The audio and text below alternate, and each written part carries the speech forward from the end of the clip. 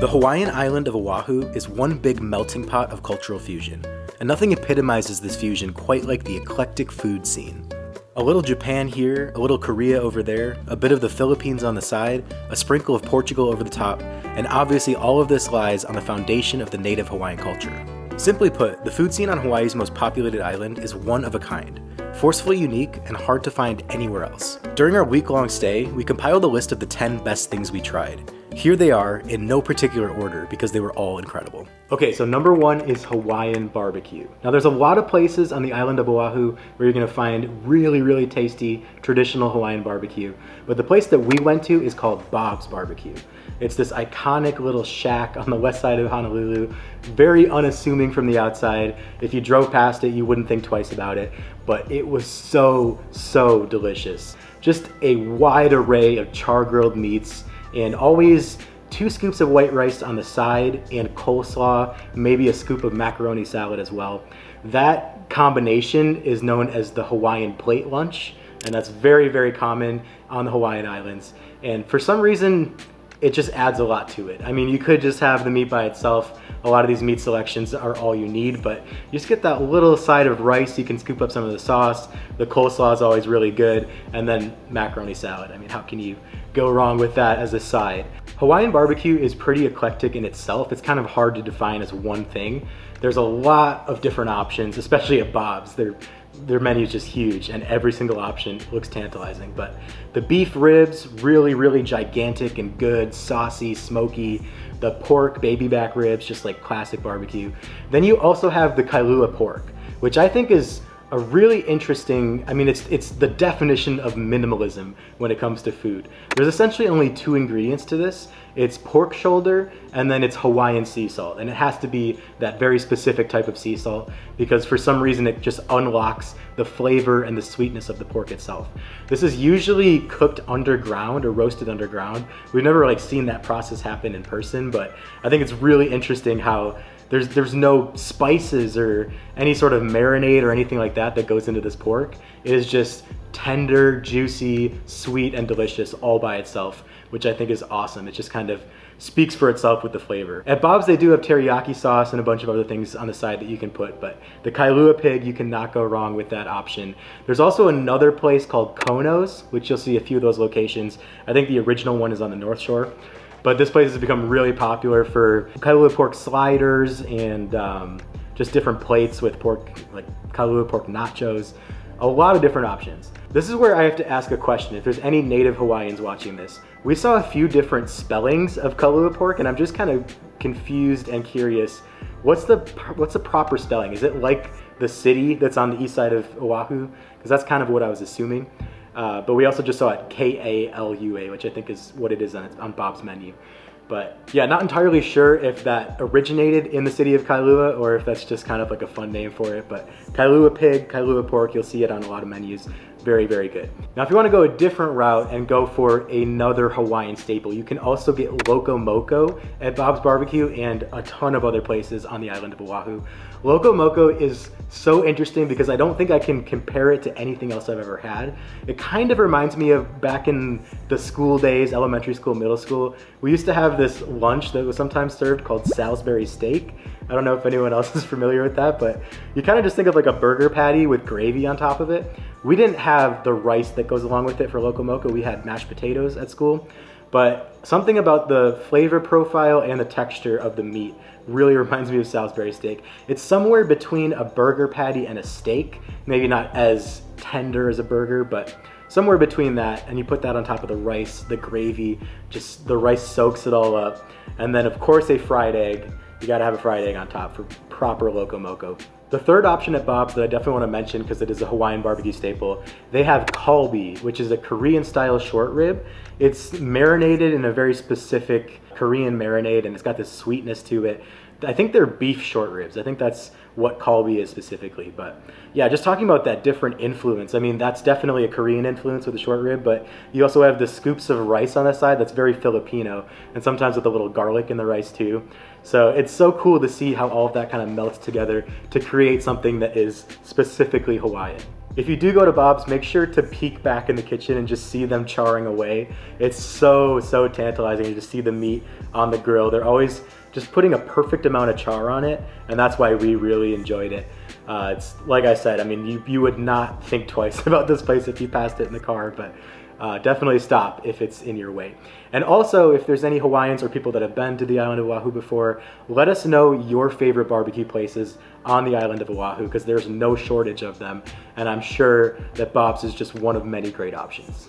Okay, moving on to number 2 on the list of the best things we had on the island of Oahu, Spam musubi, the salty sensation that every person in Hawaii seems to have an opinion about. Some good, some bad. Some people think it's a total bastardization of traditional Japanese onigiri, but dang it if that bastard isn't delicious. We really enjoyed Spam musubi, and it was perfect for when we were going on hikes and everything. Just a really good salty snack to kind of get you through the afternoon time and then carry you over to dinner. But there's a lot of different options. Believe it or not, you can find some of the best Spam musubi at gas stations. If you see a 7-Eleven, they have really good Spam musubi. If you're not familiar with this, it is essentially a bed of rice with a thick slice of grilled Spam. And yes, we are talking about the brick of processed meat. That Spam became very popular on the Hawaiian Islands during World War II, before World War II. A lot of GIs stationed there, and that was often all that was there. It was something that was very transportable, something that didn't spoil. You could, had a long shelf life, so you could have it there for a while, and high in protein. So that was kind of the thinking behind Spam, I think. It definitely is kind of gross, like when you just take it out of the can, it looks like a big slimy ball of meat. But when you grill that thing up and you put some teriyaki sauce on it, right on the bed of rice and then wrapped in the seaweed, it is really something, and we enjoyed it. It was something that people told us we had to try in Hawaii. And I know that it may not be the most traditional thing when you're talking about the native Hawaiian food, but it is very good, and a good example of something that is just a hodgepodge of influence. Some Japanese, some American, just a whole bunch of things. The teriyaki ones were my favorite, but they also had a few other ones. One of them had Portuguese sausage in the middle, and Portuguese sausage, if you're looking for another salty snack, that was something that was very popular in Oahu that we noticed. And the funny thing about it, we did some research into it, and it's not even necessarily Portuguese. It's an Italian sausage that was made by Italian immigrants in Brazil, and then they eventually brought it back over to Portugal. But it did not originate in Portugal. But everywhere you see it, it's labeled as Portuguese sausage. It's really good, really sweet. And a lot of times you'll see like fried rice that has Portuguese sausage and Spam in it. A little bit of a sodium overload there, but definitely really good option if you're just going for it. The one thing I will say about Spam musubi that may take some getting used to, if you're not a sushi person, you don't like that seaweed kind of fishy taste, there is a lot of that when it comes to the Spam musubi. And for me, sometimes that can be a little overpowering, so sometimes I'd take a little bit of the seaweed off and just enjoy the Spam and the rice itself, but it's definitely part of the experience. It's got a seaweedy, fishy taste to it. All right, moving right along to number 3 on the list of best things we had in Oahu. It was the traditional Hawaiian shave ice. And this is something that we were not sure about at first. It sounded super gimmicky, super touristy, and it made us think of like snow cones. We used to have snow cones at like Little League baseball games and stuff like that. So we were just thinking like, obviously shaved ice and then some of that syrupy, sugary stuff on top. It was a lot better than that, and a lot better than I expected. We went to Matsumoto Shave Ice, which we heard is the best place on the island to get it. It's right in the historic Haleiwa town, and it was so good. And I guess what they do is they create their own syrups. So it's made from pure cane sugar and fruit oil extracts and things like that. So it's very natural. And even though it is very sweet, it's not something that's completely overpowering, and it's not sticky and artificial feeling. So we really enjoyed that. And it's interesting too how they literally do shave the ice. It's a big block of ice, and then they pat it down into like this perfect circle with this tool that they have. It's really fun to watch it, and you kind of get to see the whole assembly line process at the Haleiwa town location. So really enjoyed that. I got the lily koi flavor, which is passion fruit.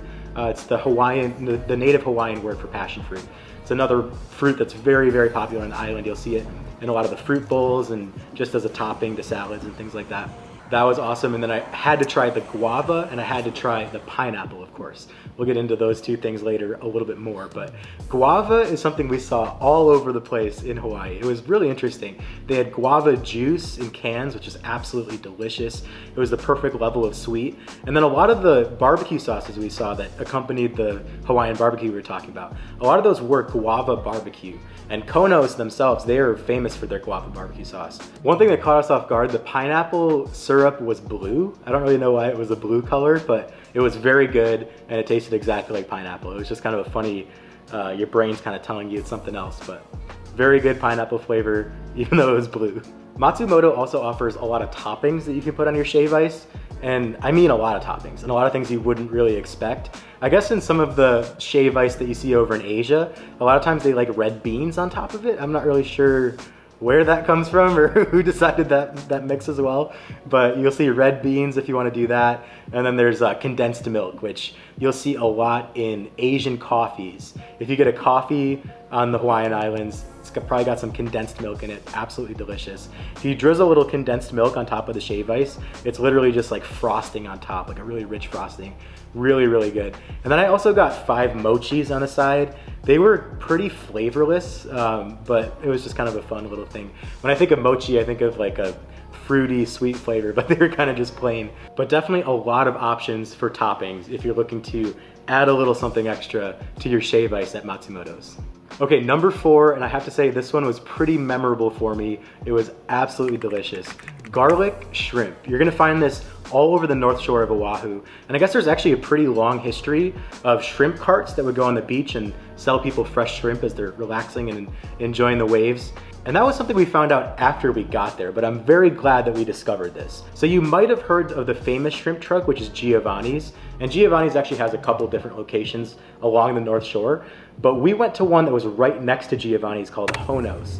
And the reason we did this is because there was an insanely long line for Giovanni's. And I guess this is usually the case. So if you really do want to try that one, make sure that you're planning at least 45 minutes extra to wait in line, but maybe even more. It's very, very popular. So because of that, there's been a lot of other shrimp trucks that have popped up that just go right next to Giovanni's, and I'm fairly certain it's relatively the same thing, but who knows? If you're a Giovanni super fan, let me know. Is it actually that much better than Honos, or is it just the hype and the online presence that it has? I don't know.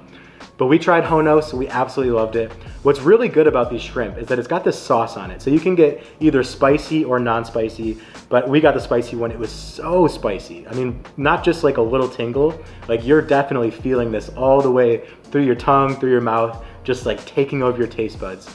And it's really good because it kind of counteracts the garlic flavor. There's a very, very strong garlic flavor, and you can actually kind of see the little individual pieces of garlic that are on top of the shrimp. So just a total flavor overload. And then it comes with, in that Filipino influence style, comes with 2 scoops of white rice, and then you'll see a coleslaw on the side. And it's actually just a dry coleslaw, and you can pour your own vinegar over it. It was so good. Oh my God, that was one of my favorite things that we tried in Hawaii. And it's just something that I didn't expect to try there, but it was very good. I guess all of the shrimp used to be sourced locally. Now you're starting to get, with it being so popular and having to keep up with the demand, there is more importation of the shrimp. But the shrimp tasted fresh to me, and the real attraction to this would be that sauce and that garlic and everything that goes on top of it. Just an absolute flavor overload, and I cannot say enough about Hono shrimp. Number 5, another discovery we made on the island, Leonard's Malasada donuts. This was something very, very special. It's a yeast leaven donut, and I guess it's actually of Portuguese origin. So we talked about all these different influences, especially in the food. So Portuguese would definitely be one of those. Ironically, not the Portuguese sausage, but these donuts, definitely Portuguese donuts, and so flavorful, so good. Something about the yeast leavening, it definitely creates a very pleasant texture. It was really fluffy and really, really delicious. And of course, it's loaded with sugar on the top, and it's always with a cream filling. You can get a lot of different flavors of that cream filling. And I have to say, this is another thing where guava comes in. The guava was my absolute favorite. I think a lot of the other ones that we tried, there was a pineapple, there was just a plain cream. A lot of them were maybe just a little mild when it came to the flavor, but I thought the guava one, it really came through. So that guava Portuguese donut was definitely very memorable for me. Leonard's is the most popular place to get Malasadas. I think there's a few more places you can get, but Leonard's does have multiple locations, and they actually do have their own trucks. So sometimes you'll just be at the beach, or you'll be, you know, somewhere near the hiking trails, and you'll see the Leonard's truck. So we're very glad that we made a stop there. If you want to knock two of these out in the same afternoon, there is a Leonard's, and I think it's actually the original one. There's one that's located right next door to Konos. So if you want to get both of those at the same time, that's definitely a good way to go. Moving on to number 6 on the list, we're staying in the sweets category. We really enjoyed the Dole whip that's served at the Dole pineapple farm. So there's a really interesting history with Dole and pineapples, and we actually learned how pineapples were not native to the Hawaiian Islands, which makes it kind of weird that when you think of Hawaii and a lot of like the marketing and stuff, you'll see pineapple imagery, and there's a lot of connections to pineapples in Hawaii. There are a lot of pineapples nowadays that are grown there, but they actually did not originate on the island. So that's something interesting that we learned there. But at the Dole Plantation Farm, you know, it's kind of family friendly, a little more geared towards kids. There's like a maze, which I guess is like one of the largest mazes in the world, and a few other activities and stuff you can do while kind of learning about the Dole Pineapple Company. But if you go inside, they serve something called Dole Whip, and it is absolutely amazing. We learned afterwards, because we were kind of thinking it was an ice cream when we were eating it, but it's like a dairy-free, I guess it would be more like a sorbet. And you'll definitely notice that when you're eating it, it's got a lighter texture to it. So it's not one of those like heavier ice creams. There's absolutely no dairy involved. It's just pure pineapple bliss. It's so refreshing. Literally tastes like you're just immersing yourself in a pineapple. And it's very, very good on a hot day, especially to have a nice thing to cool down with. We saw it served at a few other places. Sometimes restaurants will have it for a dessert. And we even saw some places in Waikiki Beach that were serving it. But I think if you want the real thing, the thing that everyone kind of raves about, it's definitely at the Pineapple Farm that they serve the best stuff. Number 7, moving back over to the savory category, udon noodles, more specifically marugami udon. Although it's not something that's distinctly Hawaiian, it is a great example of the heavy Japanese influence, especially on the island of Oahu. And there's so much delicious Japanese food. If you want really good ramen, really good sushi, anything like that, going to Waikiki Beach or going pretty much anywhere on the island, you're gonna find really, really delicious Japanese food. But we were really taken aback by udon noodles, this marugami udon place. I think it originated in Japan, and now there's a location here. There's a location a few other places in the world too. It's essentially like a big buffet. So you go in, you tell them which noodle dish you want. There's a few different options. And then on your way, you can kind of pick up whatever you want. They have musubi there. So if you want to spam musubi on the side, you can definitely do that. There's a lot of tempura options like crab, lobster, different things that are just kind of lightly fried, and definitely a great snack to have on the side. But no doubt the udon is the main event. That's definitely something that's always interesting to me. For some reason, I always kind of forget about the curry that's used in Japanese cuisine. Because you think about India and you think about Thailand, and there's very specific things you think about when curry comes up, but you don't think of Japan right away. But there is a lot of great use of the curry spice in Japanese cuisine. And one of these curry udon bowls that we had was just absolutely incredible. It's not an overpowering curry flavor, but it's just something that goes really well with this thick broth that you have, and then the really, really thick noodles too. Maybe not the best thing to have on a hot day, which is something that we learned. We were outside in the sun all day, and our faces were just like beet red by the time we were out of there, because it's very hot with all the steam, and it's a very hot bowl of noodles. But absolutely delicious and a great example of the heavy Japanese influence in the Hawaiian cuisine. Number 8 on the list, something that has become a worldwide phenomenon and something that Hawaii definitely doesn't have complete domain over, but I would argue Hawaii has some of the best available in the world. Acai bowls. This is something that originated in Brazil, and it has become a worldwide sensation. Anywhere you go, whether you're in Los Angeles, New York, or anywhere in Europe, anywhere that's got kind of like a grungy alternative vibe, you're gonna find acai bowls, and you're gonna find people enjoying acai bowls because they're so, so delicious. But what makes them awesome in Hawaii is that they're using some of the most fresh fruit available. I mean, a lot of the fruit that you're gonna have in your bowl was probably picked either that day or the day before, just absolutely as fresh as it can be. Mango, bananas, papaya, pineapple, kiwi. I could go on and on about the things you can put in your acai bowl. But there's two places in particular that we really enjoyed, both on the North Shore. One of them is called the Sunrise Shack. You have to go pretty far away down. It's kind of in the main surfing hub of the North Shore. There's an area near Sunset Beach and Bonsai Beach that's considered some of the best surfing in the entire world. And there's just this little literal shack on the side of the road called Sunrise Shack. You're gonna see a lot of chickens and everything going around it. Very chill, very laid back, which seems appropriate for an acai bowl stand. The prices, not as much aloha there. You're gonna pay probably $15 to $16 a bowl, but it's because the fruit is locally sourced, so fresh, all of that stuff. And if you don't know what an acai bowl is, I'm sure that most people do, but it's got a base of mashed up acai berries that are usually frozen, so you get like a nice, it's almost like an ice cream taste to it, or not taste, but texture and temperature, so it's something that's really nice to cool down on a hot day as well. We really like putting almond butter in ours. That seems to be something that is catching on to, kind of a trend with acai bowls. So that's something that's a great ingredient you could put in. With most acai places, you can kind of make your own customization, but these places also have their own menu items that they've kind of curated too. So Sunrise Shack and Haleiwa bowls, which is more towards the Haleiwa town itself. Great spots for acai bowls and Hawaii in general. You'd be definitely missing out if you didn't try an acai bowl in Hawaii. Number 9 on the list, it was a place called Hoola Dog. It's a little bit off the beaten path in Waikiki Beach. They have a very specific type of hot dog, which I think is so fun because we've learned throughout the years of traveling that something that a lot of places have that you wouldn't think is a specific type of hot dog that they enjoy. We've seen that in a lot of places. Denmark is one of them for sure. Chicago obviously has their own style of hot dog. But Hawaii has their own style of hot dog. It's called a hula dog. And it's so different than anything you've probably ever had before.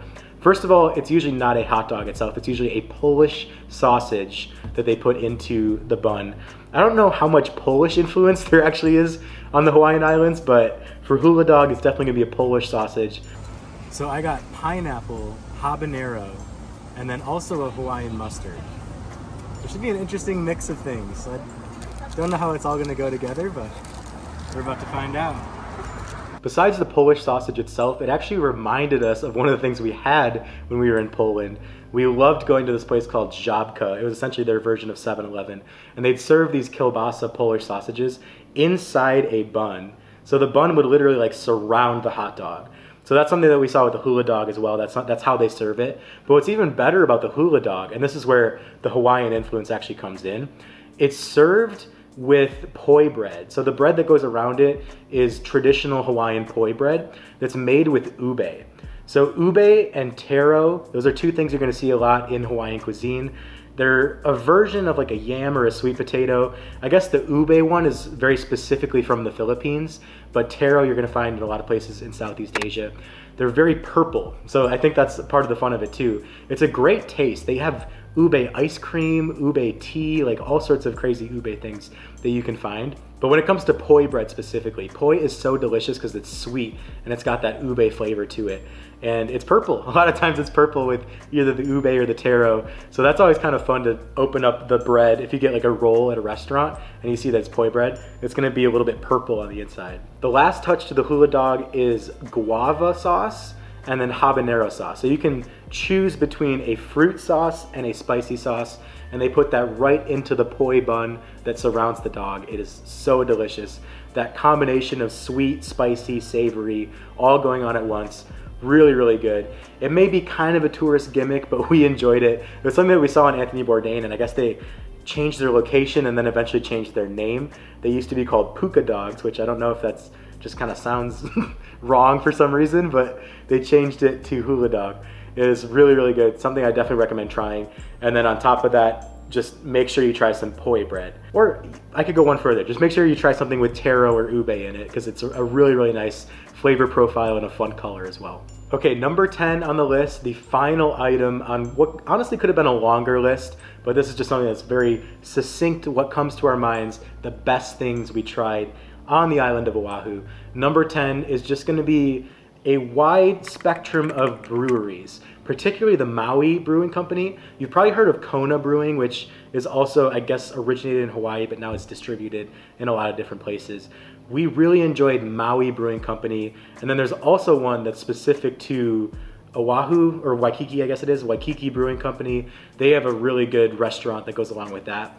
But the Maui Brewing, if you go to the actual location that's in Waikiki, they have really good food. You're gonna find some guava barbecue there for sure if you're looking for something like that. And the favorite beer that we had of theirs was the Pineapple Mana.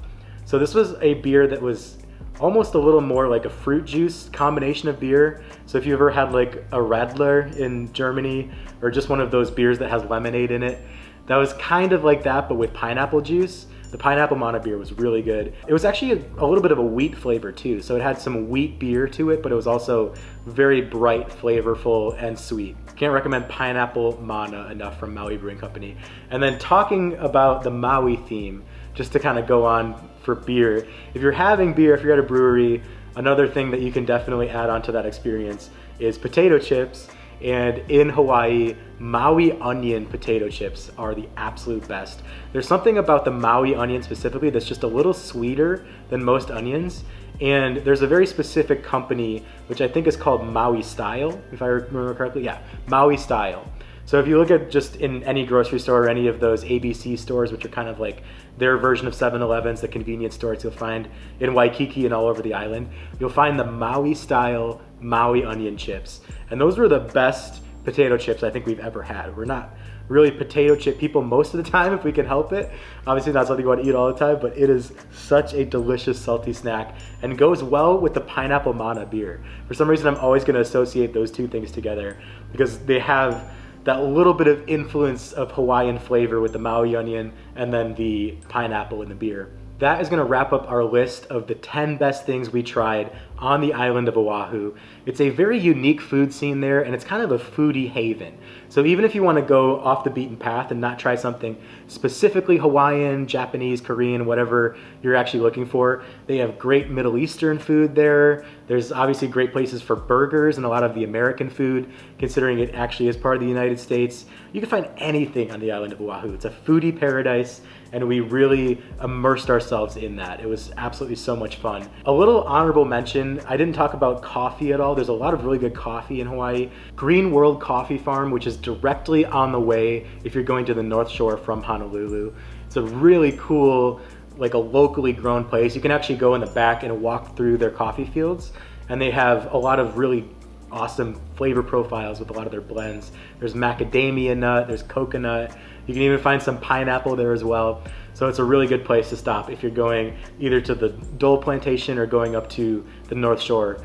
There's definitely a few other things that come to mind here and there that we could have added to this list, but I think this is a great overall snapshot of the most memorable food experiences we had on the island of Oahu. But I am sure that in our week there, we barely scratched the surface. So if you are from the island of Oahu, or if you know someone that's from there, or if you've been there a few times, if there's anything we missed, be sure to put that in the comment section, because we actually may be returning to Oahu at some point. So we'd definitely love to hear what you have to say. Hawaii is something that maybe doesn't come to mind right away as a food destination, but it absolutely is, especially if you're particularly going to the island of Oahu. So we can't recommend it enough, and hope you enjoyed the video. Don't forget to like and subscribe if you did enjoy it, and we'll see you in the next one.